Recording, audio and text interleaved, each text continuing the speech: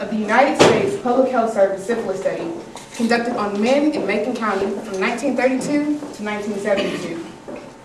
One of our objectives is to encourage unity cooperation, not only inside the gates of the university, but throughout the community as well. There are sleeping giants and dormant volcanoes to which we routinely turn a blind eye. It is time to embrace them. We have dedicated and invested our time and resources to come to a resolution to the unfathomable acts that were committed and conducted by the Public Health Service. This series is just the beginning of dialogues that will engage the community about community concerns and promote or forward, planned community engagement. We are extending our information and knowledge that we have studied so diligently. The aim of this discussion and this group is not only to discuss the legacy of the study, but to also take action against it with community help and input. It has once been said that a community that cannot talk together is a community that cannot build and organize together. It's time to organize, it's time to build, it's time to talk. Thank you. My name is Muhjah Shakir, and I am the advisor and initiator of the Black Belt Deliberative Dialogue group. I too welcome you and thank you very much for being here. I want to guide us in a cultural practice that comes from the west coast of Africa. It might be a little foreign or a little strange to some of you, but just as I was first introduced to it and grew to understand it, my hope is that you're being introduced to it as well for the first time, and that you too will grow to understand its meaning and its purpose. So again, it's called libations, the pouring of libations. And some of you may know men, or some of the men may know folks who would sometimes mention someone who had passed away and they would pour something onto the ground. And usually it would be maybe whiskey or something like that. But water is also used, and again, most of us, or it's said anyway, that we come from the west coast of Africa. Most of our ancestors did. And so this is an attempt to reintroduce us to something that I think is good and something very befitting for this particular occasion. So what we'll do is invite you to think about your loved ones, members in here. They're part of the public record. And since we're having 10 forums, we thought every time we would meet, we would recite 60 of the names. So we'll say the names, and in that way, we remember them, and we bless them, and we hope that their spirits are resting in peace. So I'll start off by remembering both my mother and father. And once we get going, we can just say the names. We don't have to wait until each person is finished, okay? Robert and Maud Louise Stevenson Carey. Ashe. Darlene Carter. Ashe. Catherine and Alfonso McGowan. Ashe. Willis Sanders Jr. Ashe. Catherine and Will Jones. Ashe. Wallace Thomas and Victoria Thomas. Ashe. Willie Burnett. Durden Emma Pratt. Emma Pratt. Louis George Pratt. Jackson Page. Francis Lunsford. William Reed. Pearl Reed. Benny Page. Albert Daniel. Clark Daniel. John Wesley Daniel. Matt Daniel. Hoyt Darky. Anthony Daniel. Bonnie Davis. Elbert Davis. Henry Davis. Mervyn Davis. Martin Davis. Frank Day. Benjamin Dempsey. Nat Dennis. Frank Dixon. Zeddy Doggett. Sam Dolan. Kelly Dolan. Mose Donor, Ashe. Wilbert Donor, Ashe. Ellie Dozie, Ashe. Will Dozie, Ashe. Crawford Dowdell, Ashe. Willie Donor, Ashe. Bill Dozier, Ashe. Harvey Discall, Ashe. N.D. Du Bois, Ashe. D.C. Du Bois. Ashe. John Eccles. Ashe. Presley Eccles. Ashe. Wayne Eccles. Ashe. Whitey Eccles. Ashe. Willie Eccles. Ashe. John A. Ellington. Ashe. Samuel Ellington. Ashe. Henry Epps. Ashe. Ben Evans. Ashe. And Henry Mark Evans. Ashe. Jamil Evans, Ashe. Cleve Felton, Ashe. Tom Felton, Ashe. Green Fitzpatrick, Ashe. Ed Fitzpatrick, Ashe. Tom Fitzpatrick, Ashe. Willie Fitzpatrick, Ashe. Bill Foote, Ashe. Joe Foote, Ashe. Abby Ford. Ashe. Arthur Ford, Ashe. Corey Ford, Ashe. Calvin Ford, Ashe. E. Gary Ford, Ashe. Jasper Ford, Ashe. Nathaniel Ford, Ashe. Sandy Ford, Ashe. Archie Foster, Ashe. Ben Eddie Foster, Ashe. Bonnie Foster. Ashe.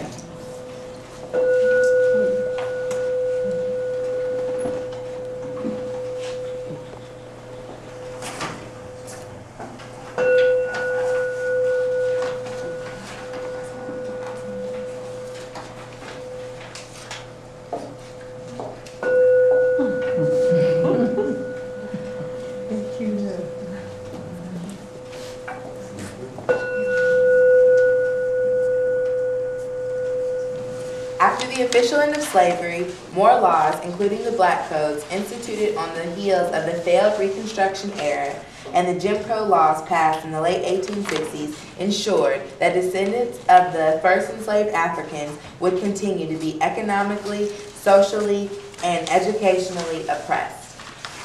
The total number of men arrested on misdemeanor charges and subjected to sale by county sheriffs in 1927 grew to 37,701. The total number of men arrested on misdemeanor charges and subjected to sale by county sheriffs in 1927 grew to 37,701. 1 out of every 19 black men over the age of 12 in Alabama was captured in some form of involuntary servitude. Roughly half of all African Americans lived in the Black Belt region of the South in 1930. The great majority trapped in coerced labor amidst the red soil of Macon County, Alabama. 51 years after the founding of Tuskegee Institute in 1932, the Syphilis Study began, and the deliberate desecration of black women's wombs by a knowing branch of the U.S. government, the Public Health Service, occurred. Black men were not treated any better by the proponents of the PHS Syphilis Study. In fact, they were the focus of unethical research, and the women in their lives were ignored and rendered invisible. Frances Quest Welsing, an African-American psychologist, states in her book, The ISIS Papers, that black males must be attacked and destroyed in a power system designed to assure white genetic survival. In the white supremacy mindset, consciously or subconsciously, black males must be destroyed in significant numbers, just as they were in the earlier days when there was widespread open lynching and castration of black males, or during the Tuskegee Syphilis Study. People knew of participants being in the study when it was going on, but they didn't know what the real deal was about the study.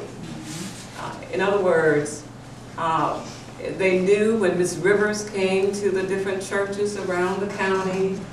There had been communications for the men to meet her at those different areas. So they knew they were part of a study, or that they were getting, they didn't know it was a study as such, but they were getting treatment for what they knew to be bad blood. Before now, I don't think anyone, descendants or even those participants, were ever invited into a setting such as this to talk about what happened. And I wish we could have, because those who were still alive back when the study was revealed, when Attorney Gray went forward to bring the lawsuit, many of them were, still in their good minds. They could have, been a great contributor to this kind of a dialogue, I am certain. Because much of the history of what we know today has been shared through people who were not a part of the study. They have just, brought forward the information.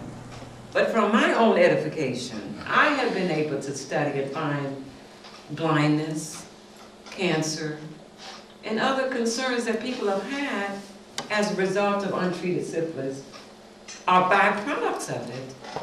That's what helps me to be able to know they are affected. We've seen cancer in some of those children. We've seen mental retardation in some of those children. That's happening today as descendants of those persons who were affected. Let's keep order while we participate in this discussion. So pretty much you all can look over the group agreements, but as a whole, respect each other, respect ourselves, step up. If you feel as though no one's saying anything, there's too quiet, or you have a suggestion, step up and say it. There's no problem. There's no wrong answers here.